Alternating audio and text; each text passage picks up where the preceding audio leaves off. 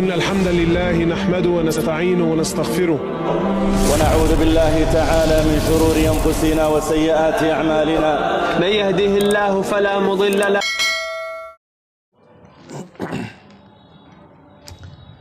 السلام عليكم ورحمة الله وبركاته. إن الحمد لله نحمده ونستعينه ونستغفره ونؤمن به نتوكل عليه من شرور أنفسنا من سيئات أعمالنا من يهده الله فلا مضل له ومن يضلل فلا هادي له أشهد أن لا إله إلا الله وأشهد أن محمدا عبده ورسوله. قال الله تعالى يا أيها الذين آمنوا اتقوا الله حق تقاته ولا تموتن إلا وأنتم مسلمون. قال نبينا صلى الله عليه وسلم اللهم هون علينا سكرات الموت اللهم هون علينا سكرات الموت اللهم هون علينا سكرات الموت. புகழனைத்தும் அல்லாஹ் ரபுல்லானுக்கு உரித்தாகட்டுமாக. சாந்தி சமாதானமும் அல்லாஹனுடைய தூதர் நம்முடைய தலைவர் முஹம்மது நபி ஸல்லல்லாஹு அலைஹி வஸல்லம் அவர்களின் மீதும் அவரின் குடும்பத்தார்கள் அவர்களை எப்படியே பின்பற்றி வாழ்ந்து கொண்டிருக்கக்கூடிய நம் அனைவரின் மீதும் நம் அனைவரின் குடும்பத்தார்கள் மீதும் அல்லாஹனுடைய கருணை என்றென்று நிலவட்டுமாக என்று பிரார்த்தித்தவனாக. அல்லாஹ் ரபுல் ஆலமீன் அவனுடைய நாட்டத்தால் இன்றைய இந்த நேரத்தில் அல்மனை பற்றி அவனுடைய தூதரை பற்றி சின்ன ஒரு மணி துளிகளில் அல்லாஹையும் தூதரையும் பற்றி அறிந்து கொள்வதற்கு, இன்னும் இந்த பூமியில் நாம் வாழ்வதற்கு நம்மை தயார் செய்வதற்கான ஒரு வாய்ப்பாக அல்லாஹ் இதை வழங்கியிருக்கிறான். அல்லாஹ் அவனுடைய அல் குர்ஆனில் அல் முல்க் அப்படிங்கிற சூரா 67வது சூறாவாக குர்ஆனில் பதிவு செய்யப்பட்டு அல்லாஹ் அதிலே பேசுகிறான். அல்லதி ஹலக்கல் மௌத்த வல் ஹயாத்த லியுப்லுக்கும் ஐயுக்கும் அஹ்சனு அமலா வஹுவல் அசீசுல் கஃபூர் அப்படிங்கிற செய்தியை அல்லாஹ் பேசுகிறான். இந்த பூமியில் வாழ்ந்து கொண்டிருக்கக்கூடிய நான், நீங்கள், நம்முடைய குடும்பம் இந்த பூமியில் வாழுகின்ற பொழுது ஒரு கட்டத்தில் மரணத்தை அடைகிறது. அந்த மரணம் என்ன என்று தெரியாமல் இந்த பூமியில் வாழ்ந்து கொண்டிருக்கக்கூடிய நான் உள்பட இந்த மரணத்திற்காக இந்த பூமியில் நம்ம என்ன செய்யலை, எந்த ஒரு நிலையிலும் அந்த மரணத்தை விரும்பாத மனிதர்களாக இருக்கிறோம். நம்ம சேமித்த செல்வத்தை செலவு செஞ்சால் அதில் நன்மையா அப்படின்னா உண்மையில் இந்த பூமியில் அல்லாஹ் அது அதிகமாக நன்மையாக தர்றான். நம்மெல்லாம் எதை விரும்பி நம்ம வீட்டில் உண்மையில் நம்ம வீட்டில் பீரோவில் அல்லது நம்மளுடைய பெண் மக்களுடைய உடம்பில் அலங்காரமாக போடக்கூடிய தங்கமாக இருக்கட்டும், பொருளாதாரத்தை வீட்டில் சேர்த்து வைத்தவர்களாக இருக்கட்டும், அக்கௌண்ட் பேலன்ஸில் வச்சவங்களாக இருக்கட்டும், இதெல்லாம் நான் விரும்பி சேர்த்தது. விரும்பாமல் சேர்த்ததுலாம் கிடையாது. நம்மெல்லாம் அதெல்லாம் விரும்பி சேர்த்துருக்குறோம். இந்த விரும்பி சேர்த்த இந்த பொருளை நீங்கள் அல்லாஹ்வுடைய வழியில் செலவு செய்தால் அல்லாஹ்க்கு என்ன, அதுதான் முழுமையான அன்பாக இருக்கிறது. எதெல்லாம் நம்ம விரும்பி வச்சிருக்கிறோமோ அதெல்லாம் செலவு செய்யணும். எதற்கு? அது இந்த உலகத்திற்கு ஒன்றும் பிரயோஜனம், ஃபாய்தா கிடையாது. அது மறுமைக்காக என்ன செய்யணும், நீங்கள் அல்லாஹ்வுடைய வழியில் தர்மம் செய்தால் அல்லாஹ் என்ன செய்கிறான், அதை நன்மையாக உங்களுக்கு தருகிறான் அப்படிங்கிறத அல்லாஹ்வுடைய தூதர் சொல்கிறாங்க. ஆனால் இந்த பூமியில் அந்த மாதிரியான பொருளை எப்போ செலவு செய்வோம் அப்படின்னா, நான் என்னுடைய உடல் ரீதியாக பாதிக்கின்ற பொழுது, என்னுடைய பிள்ளை முடியாத நிலையில் இருக்கின்ற பொழுது, தன்னுடைய குடும்பத்தை சார்ந்த ஒரு நபர் சக்கராத்தினுடைய நேரத்திலேயோ அல்லது உடல் வலியின் காரணமாக ஒரு உறுப்பின் பலவீனத்தின் காரணமாக அந்த ஆப்ரேஷனுக்கு என்ன செஞ்சிருவோம், அந்த பொருளாதாரத்தை விற்று அவரை உயிர்ப்பிக்க செய்யணும். அல்லது என்னுடைய நகையெல்லாம் விற்றுருங்க, என் பிள்ளையை காப்பாற்றுங்க, என்னுடைய பொருளாதாரத்தை இழந்தாவது என்ன செஞ்சிருங்க, என்ன மீட்டுருங்க, எப்படியாவது காப்பாற்றிருங்க அப்படின்னு இந்த பூமியில் வாழ்வதற்கு என்ன செய்வோம், இவ்வளோ விஷயத்தை செலவு செய்வோம். ஆனால் நம்ம என்ன செய்ய மாட்டோம், இதையெல்லாம் செலவு செய்து அல்லாஹ்வுடைய வழியில் நான் என்ன செய்ய போகிறேன், நன்மையை அடைய போகிறேன் அப்படிங்கிற நிலை நம்மள்கிட்ட வரலை. காரணம் என்ன அப்படின்னா, இந்த உலகம் நமக்கு பெருசாக தெரிஞ்சிருச்சு. இந்த உலகம் என்ன இருக்குது, முன்னாடி இந்த பகுதி, நாம் இருக்கக்கூடிய இந்த பகுதி மனிதர்கள் வாழ வாய்ப்பில்லை, இது ஒரு வயக்காடு அப்படிங்கிற நிலை இருந்து இன்னும் இந்த இடத்தில் ஏதாவது இடம் இருக்குதா, வாடகைக்கு வீடு இருக்குதா, மார்க்கத்தினுடைய செய்தியை சொல்வதற்கு ஒரு இடம் இருக்கிறா அப்படிங்கிற நிலை அளவிற்கு நம்ம வந்திருக்கிறோம். அப்படின்னா அல்லாஹ் ரப்புல் ஆலமீன் இந்த உலகத்தின் மீது உண்டான நேசத்தை அதிகப்படுத்திட்டான். உண்மையில் இந்த உலகம் அப்படிங்கிறது நம்ம என்ன செய்யக்கூடாது, நேசிக்கக்கூடாது. மார்க்கத்தினுடைய செய்தி சொல்வதற்கு இடம் தேடுறது தப்பில்லை. உலகத்தில் வாழ்வதற்கு ஒரு இடம் வேணும், இது மெயின் பகுதியாக இருக்கிறது, போக்குவரத்திற்கு தோதுவான பகுதியாக இருக்கிறது அப்படிங்கிற நிலை வருகின்ற அளவிற்கு நம்ம என்ன செஞ்சிடக்கூடாது, இந்த உலகத்தை நேசிப்பவர்களாக மாறிவிடக்கூடாது. அல்லாஹ்வுடைய தூதரோடு இருந்த மனிதர்கள் யாரு? சஹாபாக்கள்.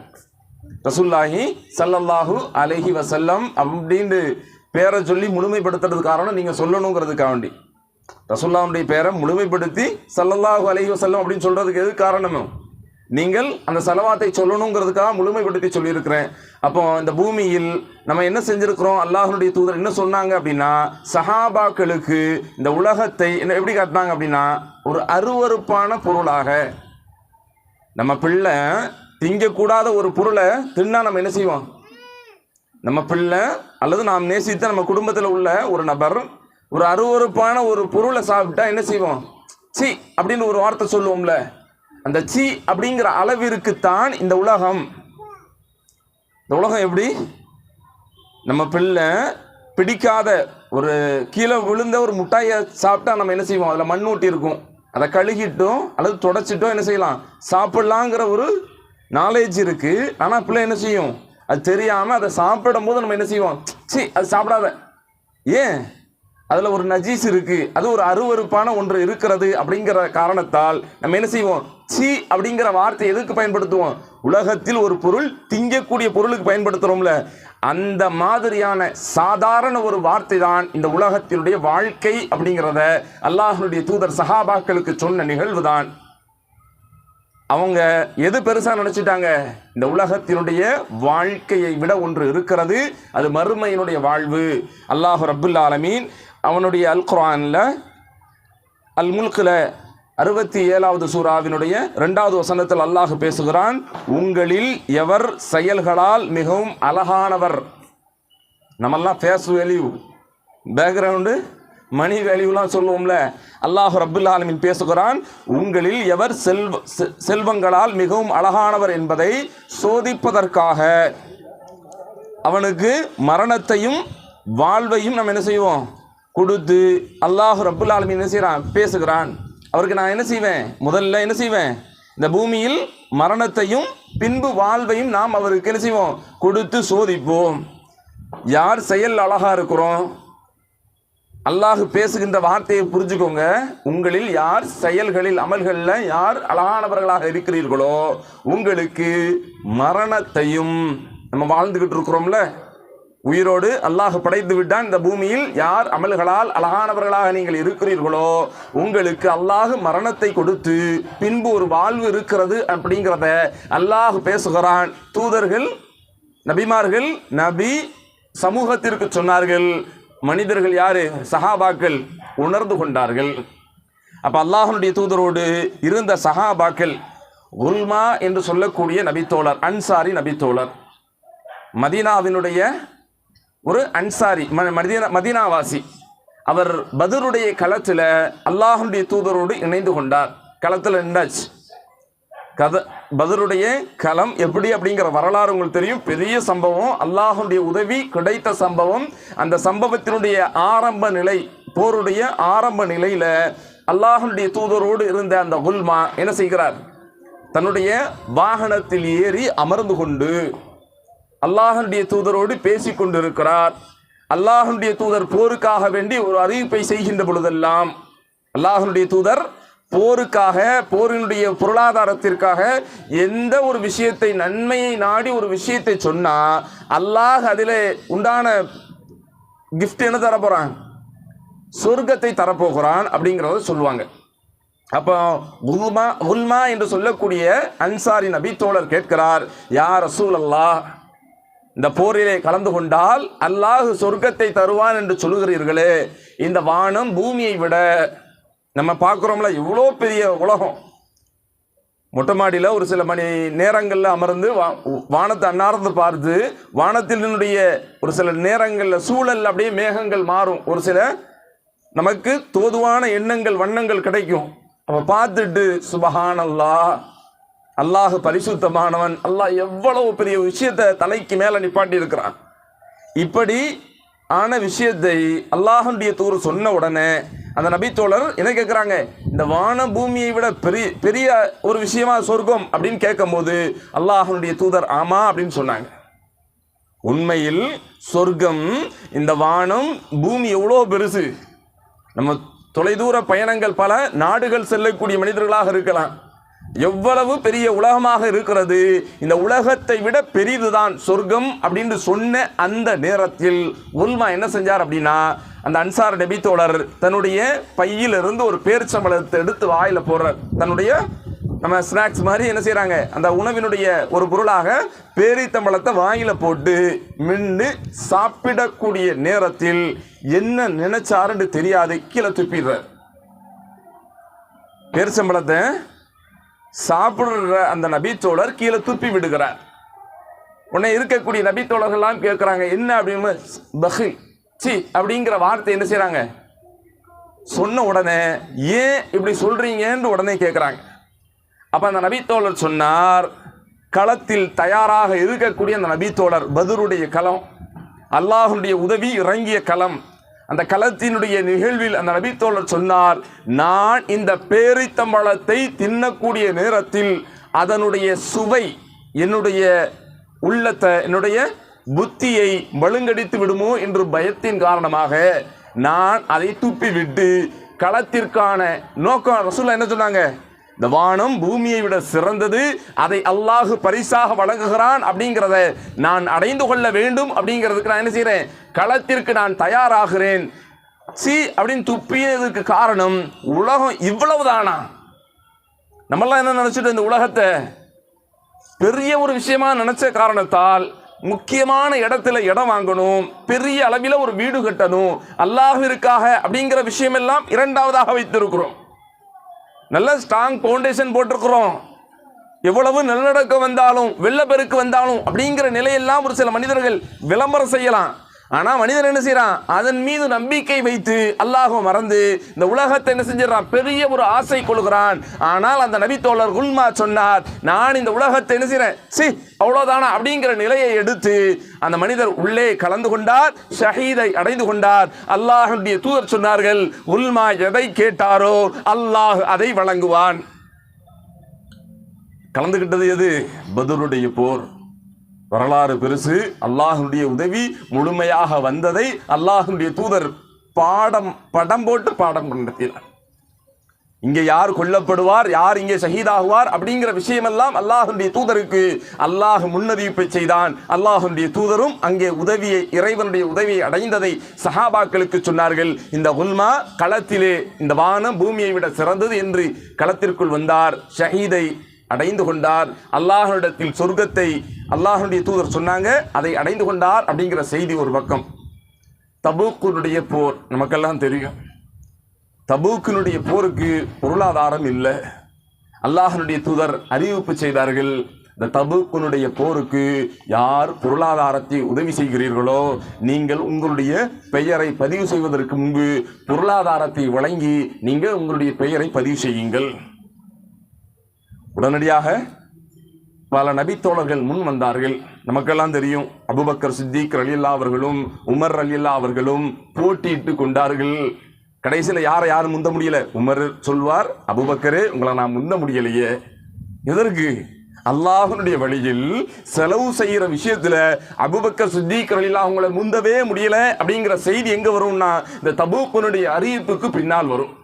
ரசூலுல்லாஹ் சொன்ன உடனே என்ன செய்வாங்க, பல நபித்தோழர்கள் அப்படியே தங்களுடைய பொருளாதாரத்தை அப்படியே கொடுத்துக்கிட்டே இருப்பாங்க. எந்த அளவிற்கு அப்படின்னா, களத்திற்கான தேவைக்கு அறிந்து ஒவ்வொரு நபித்தோழர்களும் அனஸ் ரலியல்லாஹு 1000 தங்க காசை கொடுத்து அல்லாஹ்வுடைய தூதர்கிட்ட என்ன செய்வாங்க, நான் என்னுடைய பங்களிப்பாக இதை கொடுத்து நான் பதிவு செய்கிறேன். இன்னும் ஒரு சில நபித்தோழர்கள் வருவாங்க, கடைசியில் அவங்கள்ட்ட கேட்பாங்க, அல்லாஹ்வுடைய தூதர் அபூபக்கரே நீங்கள் இந்த போருக்கு என்ன கொடுத்தீங்க, அனஸே நீங்கள் இந்த களத்திற்காக என்ன பொருளாதாரத்தை கொடுத்தீங்க. அல்லாஹ்வுடைய தூதரே உமர் ரலியல்லாஹு அவங்க சொல்லுவாங்க, யா ரசூலல்லாஹ் என்னுடைய பொருளாதாரத்தில் பாதியை வைத்துக்கொண்டு மீதியை இந்த களத்திலே பதிவு செய்து விட்டேன். என்னுடைய சொத்துல பாதி என்ன செஞ்சுட்டேன், இந்த களத்திற்காக நான் என்ன செஞ்சுட்டேன், பொருளாதாரத்தை வழங்கிட்டேன். அபூபக்கர் நீங்கள் என்ன செய்தீர்கள்? அல்லாஹ்வுடைய தூதரே, என்னுடைய வீட்டில் அல்லாஹ்வையும் தூதரையும் வைத்துவிட்டு மீதம் அனைத்தையும் கொடுத்து விட்டேன். உமர் சொல்வார், அல்லாஹ்வுடைய தூதரே, அபூபக்கரை விட பொருளாதாரத்தை அல்லாஹ்வுடைய வழியில் செலவு செய்வதற்கு நான் முந்துவதற்கு ஆசைப்படுகிறேன், என்னால் முடியவில்லையே. இவங்க இருக்கிறதில்ல பாதி, அவர் அல்லாஹ்வையும் தூதரையும் விட்டு விட்டு வேற எதுவும் இல்லை. கோடியா, 1 ரூபாவா 100 ரூபாய் கோடியா அதெல்லாம் சொல்லல, வேற எதுவுமே இல்லை. அல்லாஹ்வுடைய வழியில் நான் கொடுத்து விட்டு. நம்ம எப்படி இருக்கிறோம்? பள்ளிவாசலில் ஜும்மாவிற்கு செல்லக்கூடிய ஆண் மக்கள் எவ்வளோ கொண்டு போகிறோம்? எதை அல்லாஹ்விற்கு கொடுக்குறோம்? அல்லாஹ்விற்கு கொடுக்காமல் எதை பாக்கெட்டில் வச்சு ரிட்டர்ன் வர்றோம்? அப்போ அல்லாஹ் ரப்புல் ஆலமீன் நாம் செய்யக்கூடிய அந்த பொருளாதாரம் அப்படிங்கிறது சாதாரண ஒரு விஷயம் இல்லை, சாதாரண ஒரு காரியத்திற்கு அல்ல. அல்லாஹ்விற்காக வேண்டி வாரி வழங்கணும். அது என்ன செய்ய போகுது? திரும்பி வந்துடும் நமக்கு. நீங்கள் கொடுக்கலையா அல்லாஹ் நம்ம இடத்தில் என்ன செஞ்சிருவான்? குறைத்து விடுவான். அப்போ இந்த களத்தில் போருக்காக வேண்டி தங்களுடைய பெயர்களை பதிவு செய்யக்கூடிய வந்த அந்த நபித்தோழர்கள், முக்கியமான சஹாபாக்கள், இவங்கெல்லாம் பதிவு செஞ்சாங்கல்ல. ஏன்? அல்லாஹ்வுடைய தூதர் இந்த போரில் பதிவு செய்யுங்க அப்படின்னா போருக்கு பிறகு கனிமத்தினுடைய பொருள் கிடைக்கும், அதை பங்கிட்டு நம்ம எடுத்துக்கிறலாம் அப்படிங்கிற எண்ணத்திற்கு வந்தார்களா? கிடையாது. இன்னும் ஒரு சில நபித்தோழர்கள் வந்தார்கள். யா ரசூலல்லாஹ், என்னிடத்தில் எந்த ஒரு பொருளாதாரமும் இல்லை, ஒரு கையளவு பேரித்தம்பழம் மட்டும் வைத்திருக்கிறேன். அதை என்ன செய்வாங்க? ஒரு பொது இடத்தில் தங்களுடைய கையில் கொண்டு வந்த பேரித்தம்பழத்தை தட்டிட்டு என்ன செய்வாங்க? தங்களுடைய பெயர்களை பதிவு செஞ்சு போரிலே கலந்து கொள்வார்கள். இன்னும் ஒரு சில மனிதர்கள் வந்தார்கள், கையில் மாவுகளை, ரொட்டி துண்டுகளை இப்படி கொண்டு வரும்போதெல்லாம் அந்த பதிவு செய்யக்கூடிய இடத்தை சுற்றி நிற்கக்கூடிய குஃபார்கள் பார்த்து சிரிப்பார்கள். என்ன இவனுக்கு வந்த கை சேதத்தை பாரு, கேட பாரு, என்னத்தை கொண்டு போறான் பாரு அப்படின்னு சொல்லுவாங்க. இந்த சபையில் தான் ஒரு நபித்தோழர் வந்தார். அந்த நபித்தோழர், யா ரசூலல்லாஹ், என்னுடைய மானத்தை நான் இந்த இடத்தில் தர்மமாக வழங்குகிறேன். தபூக்குனுடைய போரில் பதிவு செய்யக்கூடிய வந்த நபித்தோழர்களில் எதுவும் இல்லாமல் ஒரு நபித்தோழர் உள்ளே வருகிறார். வரக்கூடிய அந்த வருகையை பார்த்த மனிதர்கள் ஏளனமிட்டு சிரித்தார்கள். அல்லாஹ்வுடைய தூதர் அந்த நபித்தோழர் வருகின்ற வருகையை புரிந்து கொண்டு, வாருங்கள், எதை கொண்டு வந்திருக்கிறீர்கள் அப்படின்னு சொல்லும் போது அந்த நபித்தோழர் சொல்வார், என்னுடைய மானத்தை இங்கே நான் என்ன செய்கிறேன்? சதக்காவாக செய்கிறேன், தர்மமாக கொடுக்கிறேன். அல்லாஹ்வுடைய தூதருக்கு அவர் சொல்வது புரியும், அவர் சொல்லக்கூடிய வார்த்தை புரியும். இருப்பவர்கள் சிரிக்கிறார்களே, இன்னும் இருப்பவர்கள் புரியாமல் இருக்கிறார்களே. மானம் என்றால் என்ன? யா ரசூலல்லாஹ், நான் இல்லாத நேரங்களில் என்னை பற்றி பேசியிருப்பார்களே. நம்ம ஒரு சில மனிதர்களை பற்றி பேசுவோம்ல, இல்லாத ஒரு மனிதரை நம்ம என்ன செய்யக்கூடாது? பேசக்கூடாது. எப்போ? உலகத்தில் வாழக்கூடிய குடும்பத்தினுடைய ஒரு நபராக அல்லது உலகத்தில் ஒரு மனிதரை. இப்போ பேசுறது யாரை? அல்லாஹ்வுடைய தூதரை. இதனால் நன்மை உண்டு. இல்லாத ஒரு மனிதர், உலகத்தில் நம்மோடு சக மனிதர்களில் ஒருவராக இருந்த ஒரு மனிதர் இந்த இடத்தில் இல்லை என்றால் அவரை பற்றி என்ன செய்யக்கூடாது? நல்லதை பேசி நகர்ந்து கொள்ளலாம். இல்லாததை ஒரு அவதூற, ஒரு இட்டுக்கட்டுதலை பேசி நம்ம என்ன செஞ்சிடக்கூடாது? பாவத்தை சம்பாதித்து விடக்கூடாது. இல்லாத நிலையில் என்னை பற்றி பேசியிருப்பார்களே, நாளை மறுமை நாளில் அது குறித்து அல்லாஹ்விடத்தில் அவர்கள் விசாரிக்கப்படுவார்களே, அந்த விஷயங்களை குறித்து நான் என்ன செய்கிறேன்? என்னுடைய மானத்தை நான் சதக்கா செய்கிறேன். என்னிடத்தில் பொருள் ஏதும் இல்லாத காரணத்தால் நான் என்ன செய்கிறேன்? என்னுடைய மானத்தை பதிவு செய்கிறேன். அல்லாஹ்வுடைய தூதர் அதை ஏற்றுக்கொண்டு அவருடைய பெயரை பதிவு செய்து, நீங்கள் போரிலே கலந்து கொள்ளுங்கள் அப்படிங்கிட்டு பதிவு செய்வாங்க. இன்னும் ஒரு சில சஹாபாக்கள் கூட்டமாக வருவார்கள். வெளியூரிலிருந்து செய்தியை கேள்விப்பட்டு அப்படியே நடந்து வருவாங்க. யா ரசூலல்லாஹ், நாங்கள் எதையுமே பெறாத நிலையில் இந்த களத்திலே நாங்கள் பதிவு செய்ய வேண்டும், இந்த களத்திலே நாங்கள் கலந்து கொள்ள வேண்டும் அப்படிங்கிறதுக்காண்டி நாங்கள் என்ன செஞ்சுருக்கிறோம்? இந்த தபூக்கில் கலந்துக்கிறணுங்கிற எண்ணத்தோடு வெகு தூரத்தில் இருந்து பயணத்தில் வந்தோம். அல்லாஹ்வுடைய தூதர் கேட்பார்கள், நீங்கள் வாகனம் எதுவும் வைத்திருக்கிறீர்களா? இல்லை யா ரசூலல்லாஹ், வாகனம் எதுவும் இல்லை, நாங்கள் வெகு தூரத்திலிருந்து நடையாக வந்து இருக்கிறோம், எந்த ஒரு வாகனத்தையும் நாங்கள் பெறவில்லை, எந்த ஒரு பொருளாதாரத்தையும் பெறவில்லை, தபூக்கிலே நாங்கள் கலந்து கொள்ள வேண்டும்.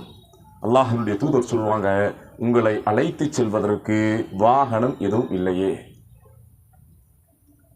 மறுபடியும் அந்த நபித்தோழர்கள்லாம் சொல்லுவாங்க, யா ரசூலல்லாஹ், ஒரு வாகனத்திற்கு, ஒரு ஒட்டகத்துக்கு 2 நபரை நியமித்தா, கொஞ்ச தூரம் ஒரு நபர் ஏறிக்கொள்வார், அப்புறம் அவர் இறங்கிட்டா நாங்கள் ஏறிக்கிடுவோம் அப்படிங்கிற நிலையை ஏற்படுத்தி தாருங்களேன் அப்படின்ட்டு சஹாபாக்கள் அல்லாஹ்வுடைய தூதர்கிட்ட கேட்பாங்க.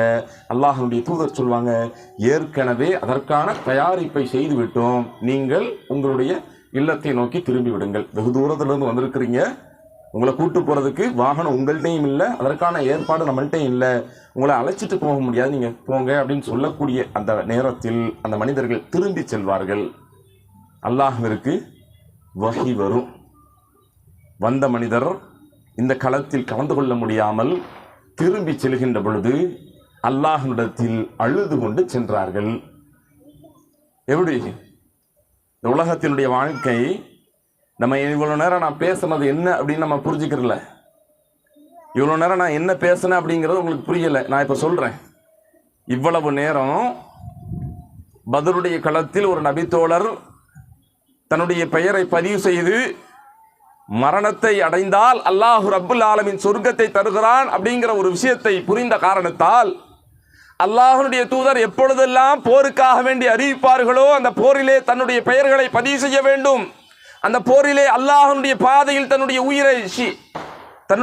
உயிரை தியாகம் செய்ய வேண்டும், அந்த தியாகத்திற்கு பிறகுதான் அல்லாஹ் ரப்புல் ஆலமீன் சொர்க்கத்தை தருகிறான் என்கின்ற எண்ணத்தில் இந்த பூமியில் வாழ்ந்த சஹாபாக்கள் தங்களுடைய பெயர்களை பதிவு செய்கின்ற பொழுது போருக்கு பிறகு கிடைக்கக்கூடிய கனிமத்தினுடைய பொருட்களை நேசித்தவர்கள் அல்ல. அவர்கள் மரணத்திற்கு பிறகு அல்லாஹ் சொர்க்கத்தை தருகிறான், அந்த சொர்க்கத்தை நான் அடைய வேண்டும், அதை மட்டுமே இலக்காக தங்களுடைய பெயர்களை பதிவு செய்தவர்கள். அதனால் போரிலே கலந்து கொள்ள முடியவில்லையே என்று திரும்பி சென்ற அந்த சஹாபாக்கள் அழுது கொண்டு சென்றார்கள். அல்லாஹ் நபிக்கு சொல்கிறான், நபியே திரும்பி செல்கிறார்களே, அவர்கள் அழுது கொண்டு செல்கிறார்கள். ஏன்? போரில் கலந்து கொள்ள முடியலைங்கிற கவலை. நம்மெல்லாம் ஒரு சில நேரங்களில் ஒரு சில கவலையில் ஒரு விஷயத்தில் அடைய முடியலையே, ஒரு மார்க்கத்தினுடைய செய்தியை கேட்க வர முடியலையே அப்படிங்கிற அழுகை யாருக்கு வரல? ஒரு அல்லாஹுவை பற்றி, தூதரை பற்றி, சஹாபாக்களுடைய வாழ்வில் மரணத்தினுடைய நேரத்தில் நடந்த நிகழ்வை இன்றைய நாள் கேட்க முடியலைங்கிற கவலை நம்மள்கிட்ட இல்லை, அதற்கான அழுகை நம்மள்கிட்ட இல்லை. சஹாபாக்களுடைய நிலை எப்படி? மரணத்தை அல்லாஹ் நமக்கு வழங்கவில்லையே. இன்னும் சொல்ல போனா அல்லாஹ்வுடைய தூதருடைய காலத்தில் உமர் ரலியல்லாஹு என்ன செய்றாங்க, தன்னுடைய சகோதரர் ஜெயிதோடு கலந்து கொண்ட ஒரு போர், உஹது அப்படின்னு நினைக்கிறேன். உஹதுடைய போரில் ஜெயித் ரலியல்லாஹு ஷஹீத் ஆயிடுவாங்க. உமருடைய சகோதரர் ஜெயிது உஹதுல என்ன செய்கிறாங்க, ஷஹீதாகி தன்னுடைய சகோதரருடைய அந்த இறந்து கடந்த அந்த நிலையை பார்த்து பக்கத்தில் நின்று அழுதுகிட்டே இருப்பாங்க உமர் ரலியல்லாஹு. சஹாபாக்கள் எல்லாம் வந்து சூழ்ந்து, உமரே, அல்லாஹ்விடத்தில் நீங்கள் என்ன செய்யுங்க, பொறுமைக்காரங்கள், அல்லாஹ் உங்களுடைய சகோதரனுக்கு சொர்க்கத்தை கொடுப்பான், நீங்கள் என்ன செய்யாதீங்க, அழாதீங்க என்று ஆறுதல் சொல்கின்ற பொழுது உமர் சொல்வார், என்ன சொல்வாங்க, நானும் என்னுடைய சகோதரர் ஜெயிதும் அல்லாஹ்விடத்தில் உடன்படிக்கை செய்து இந்த களத்திற்கு வந்தோம், இந்த களத்திலே அல்லாஹ்விற்காக வேண்டி தன்னுடைய உயிரை நான் தியாகம் செய்ய வேண்டும் என்று நான் கலந்து கொண்டோம். அல்லாஹ் ரப்புல் ஆலமீனுடைய சகோதரன் ஜெயிதுக்கு கொடுத்த ஷஹீத் எனக்கு தரவில்லையே என்று நான் அழுது கொண்டிருக்கிறேன். என்னுடைய சகோதரன் இறந்ததற்கு நான் அழல, எனக்கு மரணம் வரலைங்கிறதுனால நான் அழுது கொண்டிருக்கிறேன் அப்படிங்கிறத உமர் ரலியல்லாஹு அவங்க பதிவு செய்கிறாங்க. அல்லாஹ்வுடைய நல்லடியார்களே, இந்த பூமியில் நான், நீங்கள், நம்முடைய குடும்பம் மரணம் குறித்து நம்ம என்ன செய்யல, எந்த இடத்துலையும் யோசிச்சு பார்க்கல. நம்ம என்ன செய்யல, எந்த ஒரு இடத்துலையும் மரணம் குறித்து அதை பற்றி பேசாதீங்க. கணவன் மனைவியினிடத்தில் பேசப்பட்டால் வாய் மூடப்படுகிறது. மனைவி தன்னுடைய கணவனிடத்தில் என்னுடைய மரணத்திற்கு பிறகு அப்படின்னா கணவன் வாய் அப்படி பேசாத விடு, இப்பயும் அதை பற்றி பேசுகிறேன். நம்ம என்ன அக்ரிமெண்ட் போட்டு வந்திருக்கிறோமா? என்ன அக்ரிமெண்ட் போட்டிருக்கிறோம்? எனக்கு உன்னுடன் மன வாழ்க்கை ஒப்பந்தம் போட்டிருக்கிறோம், அவ்வளோதான். எவ்வளோ நாள் அப்படிங்கிற விஷயம்லாம் இல்லை. அல்லாஹ் யாருக்கு முந்த செய்கிறான் அப்படிங்கிறது தெரியாது. அல்லாஹ் ரப்புல் ஆலமீன் உங்களில் யார் செயல்களால் அழகானவர்களாக இருக்கிறீர்களோ அல்லாஹ் உங்களுக்கு என்ன செய்கிறான், முதலில் மரணத்தை பின்பு வாழ்வை தரான். அதுக்கு பிறகு மரணம் கிடையாது.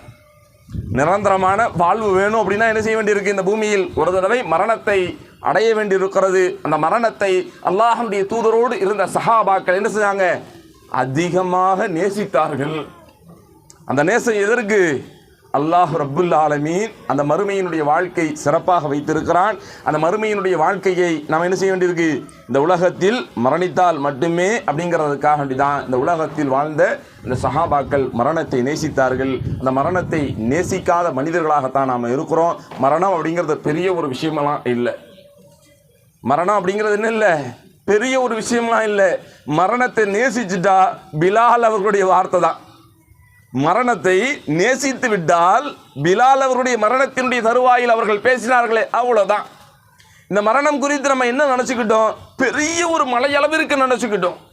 இந்த பூமியில் வாழ்ந்த ஏராளமான சஹாபாக்கள், இந்த பூமியில் வாழ்ந்த சஹாபாக்கள் ஏராளமான நபர்கள் இருக்கிறாங்க.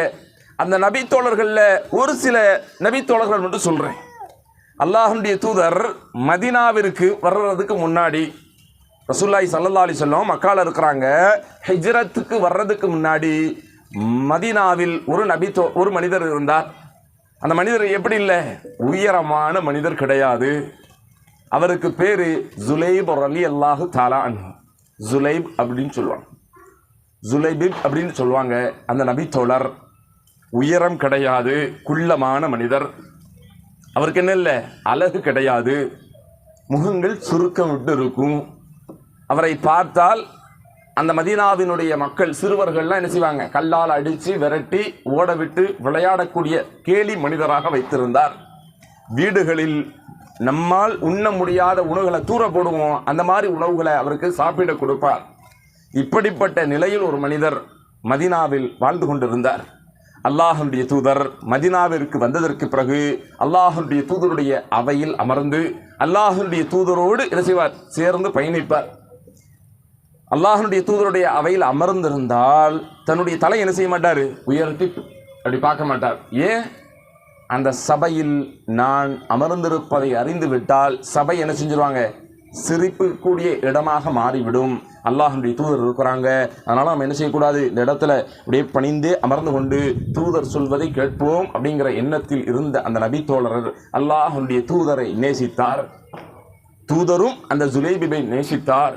இந்த நேசம் எப்படி ஆயிடுச்சு அப்படின்னா, அல்லாஹ்வுடைய தூதர், ஜுலைபிப் உனக்கு திருமணம் முடிக்க ஏதோ ஆசை இருக்குதா? அல்லாஹ்வுடைய தூதரே, வெட்கம் கலந்த கூச்சத்தோடு, எனக்கு யார் பெண் தருவார்?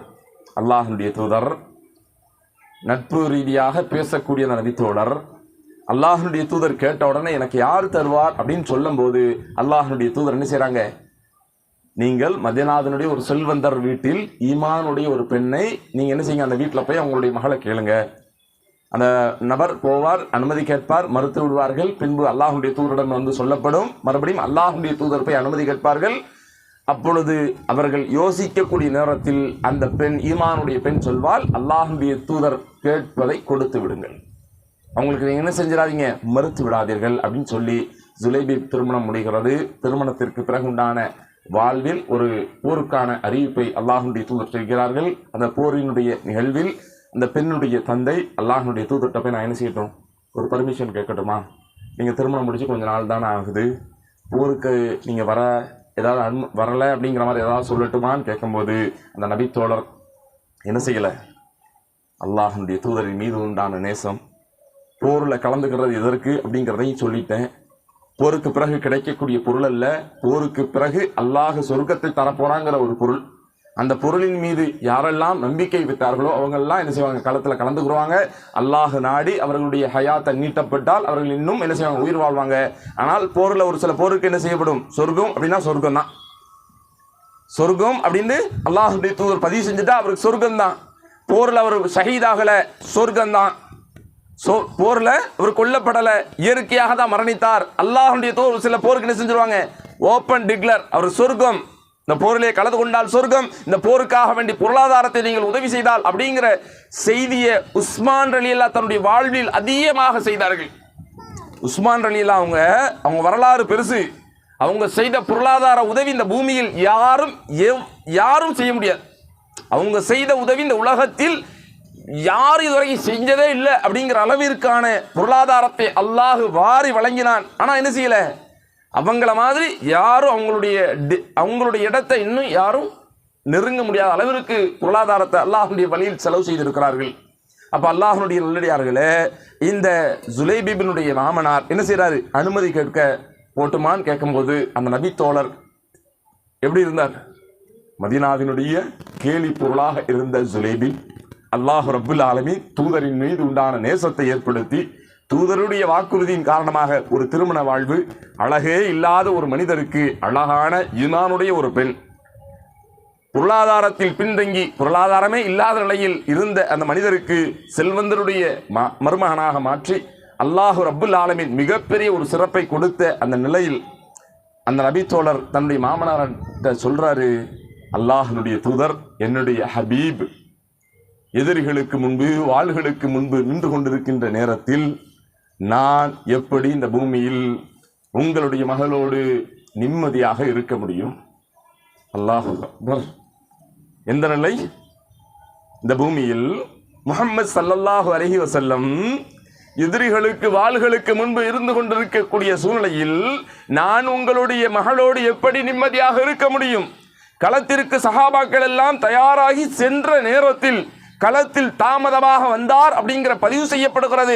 ஜுலைபிப் வந்தார், இப்படி ஒரு ஜுலைபிபை நாங்கள் பார்த்ததில்லை. எப்படி வந்தார்? உயரம் கிடையாது. சஹாபாக்கள் பதிவு செய்கிறார்கள், போரினுடைய களத்தில் வாள் எப்படி இருக்கும் அப்படின்னா, நம்ம ஒரு சில பள்ளிகளில் வச்சிருக்கக்கூடிய வாள் அல்ல, அது டூப்ளிகேட், அது உயரம் கிடையாது. என்னுடைய உயரம் இருக்கும் வாள், நான் நின்னா என்னுடைய நெஞ்சு பகுதி அல்லது நெஞ்சு பகுதியினுடைய அளவிற்கு இருக்கும். அப்போ அந்த அளவிற்கு தான் ஜுலைபிப் இருந்தார். களத்தில் நாங்கள் நின்று கொண்டிருக்கின்ற பொழுது பார்க்கக்கூடிய சஹாபாக்கள் பதிவு செய்கிறார்கள், அவர் அன்றைய நாள் எப்படி வந்தார்? சிங்கத்தை போல. தாமதமாக வந்துட்டோம், கடைசி நேரத்தில் களத்துக்குள்ள வரப்போகக்கூடிய ஜுலைபிப் குள்ளமான மனிதர், அவர் உயரத்திற்கு இருக்கக்கூடிய வாளை களத்திற்குள் வருகின்ற பொழுது ஒரு சிங்கத்தை போல, அசதின் அப்படிங்கிற வார்த்தையை பதிவு செய்கிறார்கள், சிங்கத்தை போல உள்ளே வந்தார். அல்லாஹ்வுடைய தூதர் ரசூலுல்லாஹி ஸல்லல்லாஹு அலைஹி வஸல்லம் எல்லா போர்க்களத்தினுடைய நிகழ்வு முடிந்ததற்கு பிறகு 3 நாள் அங்கே கூடாரமிட்டு யாரெல்லாம் நம்முடைய சஹாபாக்கள் ஷஹீதானார்கள், எதிரிகள் எத்தனை பேர் வீழ்த்தப்பட்டார்கள், இன்னும் நம்முடைய சஹாபாக்களுக்கு யாரெல்லாம் காயம் பெற்றிருக்கிறது அப்படிங்கிற மருத்துவ சிகிச்சை எல்லாம் நடைபெறும். இந்த போருடைய களங்கள் முடிந்ததற்கு பிறகு 3 நாள் நடைபெறக்கூடிய நிகழ்வில் அல்லாஹ்வுடைய தூதர் கேட்கிறார், என்னுடைய ஜுலைபிபை பார்த்தீர்களா? முதல்ல அல்லாஹ்வுடைய தூதருடைய அறிவிப்பு எப்படி, யாரையாவது பார்த்தீங்களா அப்படிங்கிற புது அறிவிப்பு. 2வது முறையும் அதே வார்த்தை. 3வது வார்த்தையாக என்னுடைய ஜுலைபிபை பார்த்தீர்களா? யார் அந்த ஜுலைபிப்? அல்லாஹ்வுடைய தூதர் ஹிஜரத்திற்கு பிறகு மக்காலிருந்து மதீனாவுக்கு வந்ததற்கு பிறகு கிடைத்த ஒரு நண்பர். ரசூலுல்லாஹ் சொல்லக்கூடிய வார்த்தை, என்னுடைய ஜுலைபிபை யாராவது பார்த்தீர்களா? பயானுக்கு ஒரு சில நபர்கள் வரலை அப்படின்னா, யார் வரலை அப்படின்னு கேட்பதை விட ஒரு நபருடைய பெயரை சொல்லி அவங்க ஏன் வரலை அப்படின்னு கேட்டால் என்ன செய்வீங்க? அவர் குறித்து நீங்கள் விசாரிப்பீர்கள். ரசூலுல்லாஹி ஸல்லல்லாஹு அலைஹி வஸல்லம் முதல் 2 முறை வேற யாரும் பார்த்தீங்களா அப்படின்னு கேட்டுட்டு 3வது முறை என்னுடைய ஜுலைபிபை பார்த்தீர்களா? அல்லாஹ்வுடைய தூதர் சொன்ன அந்த வார்த்தையினுடைய நபர் எங்கே என்று தேடி ஒரு இடத்தை அடைந்து, யா ரசூலல்லாஹ், உங்களுடைய ஜுலைப் இங்கே ஷஹீதாகி கிடக்கிறார். எந்த நிலை தெரியுமா? அல்லாஹ்வுடைய தூதர் அந்த ஜுலைபிபினுடைய ஜனாசா எந்த இடத்தில், அந்த உடம்பு எங்கே இருக்கிறதோ அதை தேடி அதனுடைய இடத்தை அடைந்து பார்த்தால், அல்லாஹ்வுடைய தூதர் மக்காவினுடைய வாழ்க்கையில் சுஜூது செய்த நிலையில் அவர்களுடைய தலைப்பகுதியில் ஒட்டகத்தினுடைய குடலை போட்டு அல்லாஹ்வுடைய தூதர் மூச்சு திணறி மரணிக்க வேண்டும் என்று ஒட்டகத்தினுடைய குடலை முஹம்மதின் மீது போட்டார்களே, அந்த ஒட்டகத்தினுடைய குடலை தன்னுடைய மகள் ஃபாத்திமா ரலியல்லாஹு அவங்க என்ன செய்வாங்க, அவர்களும் இன்னும் ஒரு நபி தோழரும் அதை அப்படியே விளக்குவாங்க. அல்லாஹ்வுடைய தூதர் சுஜூதில் இருந்து எழுந்திருக்கின்ற பொழுது எந்த 7 நபர் நின்றார்களோ அந்த 7 நபர்களை இந்த ஜுலைபிப் வீழ்த்தி ஷஹீதாக்கப்பட்டார். அல்லாஹ்வுடைய தூதர் ரசூலுல்லாஹி ஸல்லல்லாஹு அலைஹி வஸல்லம் நேசித்த இந்த ஜுலைபிப் எந்த அளவிற்கு என்று சொன்னால் அல்லாஹ்வுடைய தூதர் தன்னில் பாதி என்பதை பதிவு செய்வார். ஜுலைபிப் ரலியல்லாஹ் மதீனாவினுடைய ஒரு கேலி பொருள். அல்லாஹ் ரப்புல் ஆலமீன் அவர்களுடைய உள்ளத்தில் ஹிதாயத் கொடுத்த காரணத்தால், ஹிதாயத் எந்த அளவிற்கு முஹம்மதை நேசித்து முஹம்மது சொன்ன உலகத்தினுடைய வாழ்க்கையை விட சிறந்தது சொர்க்கம் அப்படிங்கிறத நேசித்த காரணத்தால் திருமணத்தினுடைய வாழ்க்கையை அல்லாஹ் ஏற்படுத்தி கொடுத்து, அவர் உலகத்தில் வாழாத இன்பங்களை அல்லாஹ் தேர்வு செய்து கொடுத்து, அவையெல்லாம் வேண்டாம், அல்லாஹ்விடத்தில் தூதரிடத்தில் கிடைத்த ஹிதாயத்தின் மூலமாக எப்படி வந்துருச்சு? மிகப்பெரிய சொர்க்கத்தை அவர் அடைந்து கொண்டார். அந்த களத்திலே அல்லாஹ்வுடைய தூதர் என்ன செஞ்சாங்க? அந்த மனிதருக்கு துஆக்களை அதிகப்படுத்தினார். தன்னில் பாதி என்பதையும் அங்கே பதிவு செய்தார். அப்ப இந்த உலகத்தினுடைய வாழ்க்கை அப்படிங்கிறது நம்ம நேசிச்சிட்டோம். இந்த உலகத்தினுடைய வாழ்க்கை என்ன ஆயிடுச்சு? நம்மளுடைய உள்ளத்தில் ரொம்ப பெருசா தெரிஞ்சிருச்சு. இது அந்த குல்மா என்று சொல்லக்கூடிய நபித்தோழரை போல நம்ம ஒரு கட்டத்தில் என்ன செய்ய வேண்டியிருக்கு? அப்படிங்கிற நிலை வருகின்ற மாதிரி இந்த உலகத்தினுடைய வாழ்க்கையை நம்ம அமைச்சுக்கிறணும். மறுமை அப்படிங்கிற ஒரு உலகம் இருக்கிறது. அந்த மறுமை அப்படிங்கிற உலகத்தை நீங்கள் அடைய வேண்டும் அப்படின்னா இந்த உலகத்தில் மரணித்தால் அல்லாஹ் அந்த அழகிய மரணத்தை தருவான். அந்த அழகிய மரணத்திற்கு பிறகுதான் நமக்கு என்ன செய்ய போகுது? மறுமை அப்படிங்கிற ஒரு வாழ்வு வரப்போகுது. இந்த மரணம் குறித்து நம்ம என்ன செய்யலை அப்படின்னா இந்த பூமியில் எதையுமே சரி செய்யலை. நான் ஒரு மாதம் வெளியூர் டூர் போகிறேன், வெளிநாடு போகிறேன் அல்லது வெளியூர் போகிறேன், என்னுடைய அலுவலகத்தினுடைய வேலை சம்பந்தமாக போகிறேன் அப்படின்னா அதற்கான தயாரிப்பு நம்மள்கிட்ட இருக்கும். மரணம் குறித்து நான் என்ன வச்சிருக்கிறேன்? வயது முதிர்ந்தவர்கள்ட்ட கேட்டால் உம்ராவினுடைய துணியை நான் வச்சிருக்கிறேன். எதற்கு? எனக்கு கஃபன் இடுவதற்கு. இது பெரிய விஷயமா? நான் மரணித்தால் என்னுடைய கஃபனுடைய ஆடை எதுக்கு? நான் உம்ரா போனது, ஹஜ்ஜிக்கு போன அந்த துணியெல்லாம் வெண்மை நிற ஆடையை நான் வச்சிருக்கிறேன். அது எதற்கு? நான் மரணித்தால் எனக்கு கஃனிடுவதற்கு. இதுல எதுவும் இருக்கா அப்படின்னா அந்த ஆடை இந்த பூமியில் என்ன செஞ்சிடும்? மண்ணோடு மண்ணாக மக்கி போயிடும். தன்னோடு வரக்கூடியது என்ன அப்படின்னா நன்மை. அந்த நன்மை குறித்து நான் இந்த உலகத்தில் என்ன வச்சிருக்கிறேன்? அல்லாஹ்வுடைய தூதர் ஆரம்ப நிலையில் எப்படி அர்கம் ரலியல்லாஹு அவங்க வீட்டில் ரகசியமாக பேசப்பட்டது. அல்லாஹ்வுடைய தூதர் அபூபக்கர் சித்திக் ரலியல்லாஹு அவங்களுக்கு சொன்னாங்க. அபூபக்கர் சித்திக் ரலியல்லாஹு தன்னுடைய நண்பர் உமர் ரலியல்லாஹு அவங்க அழைச்சிட்டு வந்தாங்க. உமர் உஸ்மானை அழைத்து வந்தார். உஸ்மான் முஸ்அப் இப்னு உமைர் அப்படிங்கிற நபி தோழரை அழைத்து வந்தார். முஸ்அப் இப்னு உமைர் உள்ளே வந்தார். அல்லாஹ்வுடைய தூதரிடத்தில் மண்டியிட்டு தன்னுடைய முட்டுக்காலுக்கு அருகில் நெருக்கமாக அமர்ந்து கொண்டார். ஒரு கட்டத்தில் தன்னுடைய குடும்பத்திற்கு தெரிந்தது யார் அந்த முஸ்அப் இப்னு உமைர். மதீனா மக்காவினுடைய வீதியில் வந்துட்டு போயிருந்தா, இந்த இடத்திற்கு வந்துட்டு அவர் போயிட்டாரு. ஆனால் அவர் வந்ததற்கான அடையாளம் என்ன? அவர் யூஸ் பண்ணக்கூடிய ஸ்மெல், பர்ஃப்யூம், அத்தர். அவர் யூஸ் பண்ணக்கூடிய பர்ஃப்யூம் என்ன செய்யும்? அவ்வளவு விலை உயர்ந்தது. மிகப்பெரிய பணக்காரர். காலையில் அணிந்த ஆடை மாலையில் அணிய மாட்டார். மாலையில் அணிந்த ஆடை மறுநாள் மாற்றிடுவார். அவருக்கு என்ன செய்வார்? ஒரு நாள் பல ஆடைகளை அணிவார். அவர் யூஸ் பண்ணக்கூடிய நறுமண பொருள் விலை உயர்ந்தது. அவர் வந்து போன கடை வீதிக்கு வந்துட்டு போயிட்டாரு அப்படின்னா அந்த இடத்தில் அவர் வந்த ஸ்மெல் அப்படி இருக்கும் அப்படிங்கிறது ஹதீஸில் பதிவு செய்யப்படுகிறது. ஒரு கட்டத்தில் முஹம்மது ஸல்லல்லாஹு அலைஹி வஸல்லம் அவருடைய அவைக்கு வந்த செய்தி குடும்பத்திற்கு தெரிஞ்சிருச்சு. இம்மாக்கு தாய் வீட்டிலே சிறையில் அடைத்த நிலையில் ஆகிவிடுகிறது. முஸ்அப் இப்னு உமைர் ஒரு சில காலங்கள் வீட்டினுடைய சிறை கைதியாக இருக்கிறார். சிறை கைதியாக இருந்த அந்த முஸ்அப் இப்னு உமைருக்கு அல்லாஹ்வுடைய தூதர் செய்தி அனுப்புகிறார்கள். எதற்கு? முதல் ஹிஜ்ரத். வீட்டிலிருந்து வெளியே வருகிறார். வீட்டிலிருந்து வெளியே வருகிறார். வெளியே ஹிஜ்ரத்தினுடைய முதல் குழு போயிருச்சு. அல்லாஹ்வுடைய தூதர் மக்கால சுதந்திரமாக இருக்கிறார் அப்படிங்கிற செய்தி எப்போ வருது? பொய்யான ஒரு செய்தி சொல்லப்பட்டு ஹிஜ்ரத்தில் திரும்பி வருகிறார். வந்த அந்த நேரத்தில் 10 வருட காலம் மக்காவில் பத்ர், உஹத் இதனுடைய களத்தில் ஷஹீதான சஹாபாக்கள் குறித்து கேட்கிறார். 10 வருஷ காலம் வேறொரு தேசத்திற்கு போய் ஹிஜ்ரத்தில் போய் திரும்பி பொய்யான தகவல் கேட்டு மக்காவுக்கு வந்தா இன்னும் இங்கு நிலை சீராகவில்லை. அப்ப அல்லாஹ்வுடைய தூதரிடத்தில் வந்து எங்கே அந்த நபி தோழர்கள், எங்கே பத்ருடைய களத்திலையும் உஹதுடைய களத்திலையும் யாரெல்லாம் மரணித்தார்களோ அவர்கள் குறித்து விசாரித்தார். அல்லாஹ் ரப்புல் ஆலமீன், அல்லாஹ்வுடைய தூதர் எப்படி சொல்லுவாங்க? அவர்கள் எல்லாம் எதை இந்த பூமியில் கேட்டார்களோ அவர்கள் அதை அடைந்து கொண்டார்கள். அல்லாஹ் ரப்புல் ஆலமீன் இந்த பத்ருடைய களத்தில் இந்த நபித்தோழர் இருந்தார். இந்த பத்ருடைய களத்தில் இந்த நபித்தோழர் களத்தில் இருந்தார். ரசூலுல்லாஹி ஸல்லல்லாஹு அலைஹி வஸல்லம் பத்ருடைய களம் வெற்றிக்கு பிறகு இந்த நபித்தோழர் அல்லாஹ்வுடைய தூதர் கூப்பிட்டு அவருடைய கால் பகுதியில் அவர் ஒரு போர்வையை போர்த்தி இருந்தார். அந்த போர்வையினுடைய கால் பகுதியில் ஒரு ஓட்டை இருந்துச்சு. அந்த ஓட்டையினுடைய பகுதியை ரசூலுல்லாஹ் கையை வைத்து அல்லாஹ்விடத்தில் இவருக்காக பிரார்த்தனை செய்வார். ஏன்? மிகப்பெரிய செல்வந்தர். அல்லாஹ் ரப்புல் ஆலமீன் ஹிதாயத் கொடுத்து மிகப்பெரிய பணக்காரர், காலையில் அணிந்த ஆடை மாலையில் அணிய மாட்டார், இப்படியான சொந்தக்காரர் ஒரு நாள் ஏழை எளிமையினுடைய நிலையில் அணிந்த ஆடை அழுக்கழிந்து இருக்கிறது. மேலே ஒரு போர்வை வைத்திருக்கிறார். அந்த போர்வையினுடைய கால் பகுதியில் ஒரு ஓட்டை இருக்கிறது. அல்லாஹ் ரப்புல் ஆலமீன் அவருடைய உள்ளத்தில் கொடுத்த ஹிதாயத் காரணமாக இந்த மனிதர் என்ன செய்கிறாரு?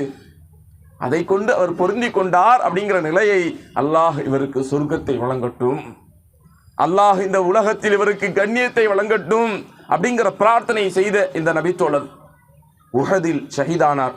நான் ஆரம்பத்தில் நான் என்ன சொன்னேன் அப்படின்னா கொஞ்சம் மாற்றி சொல்லிட்டேன். இவங்க பத்ர்லையும் உஹதிலையும் இறந்த சஹாபாக்களை குறித்து விசாரித்தாருனாங்களா, அதல்ல. இந்த நபித்தோழர் பத்ரில் கலந்துக்கிட்டார், உஹதில் இவர் ஷஹீதாகுவார். பத்ரில் கலந்துக்கிடுவார், உஹதில் இவர் என்ன செய்வார்? கலந்து கொள்வார். கலந்து கொண்ட இந்த நபித்தோழர் உஹதில் ஷஹீதாகிடுவாங்க. ஷஹீதானக்கூடிய இந்த நபித்தோழருக்கு தான் அல்லாஹ்வுடைய தூதர் என்ன செய்வாங்க? கஃபனுடைய ஆடையை கேட்பார்கள். இந்த நபித்தோழர் தான் ரசூலுல்லாஹி ஸல்லல்லாஹு அலைஹி வஸல்லம் அவங்க உஹதுல உங்களை நான் என்ன செய்கிறேன்? பாதுகாக்கக்கூடிய ஒரு கேடயமாக இருக்கிறேன் அப்படின்னு சொல்வார். ஒரு கட்டத்தில் இவர் உயிர் ஷஹீதாகிவிடும். ஒவ்வொரு நபித்தோருடைய உடலை கொண்டு வந்து கபருடைய குழியில பொதுவான மையவாடியாக இருக்கக்கூடிய அந்த உஹதுக்கு மொத்தம் 70 பேருடைய ஒரு இடம் இருக்கு. 70 நபர்களை ஒரே இடத்தில் அடக்கம் செய்த இடமும் இருக்கிறது. ஒரு சில மனிதர்களை தனித்தனியா. ஏன் இந்த ஒரே இடத்துல 70 பேரும் ஒரு சில மனிதர்களை மட்டும் தனியா அப்படின்னா 70 பேரை யாருடைய கை தலை என்று பிரித்து பார்க்க முடியாத காரணத்தால் 70 பேரையும் ஒரே இடத்தில் அடக்கம் செய்தார்கள். அதற்கு இடத்தினுடைய பேரு என்னது? உஹதுனுடைய ஷஹீத் அப்படிங்கிற பேரோடு தான் இருக்கு. 70 பேருடைய தலையை வச்சு 70 பேர் சொல்லியாச்சு. 70 பேருடைய கை எது கால் எதுன்னு தெரியாத அளவிற்கு என்ன செஞ்சிட்டான்? எதிரிகள் சரமாரியாக வீழ்த்திட்டான். யாருடைய உடல் யாருடைய இது அப்படிங்கிற பிரிக்க முடியாத காரணத்தால் 70 பேர் என்ன செஞ்சாச்சு? ஒரே இடத்தில் அடக்கம் செஞ்சாச்சு.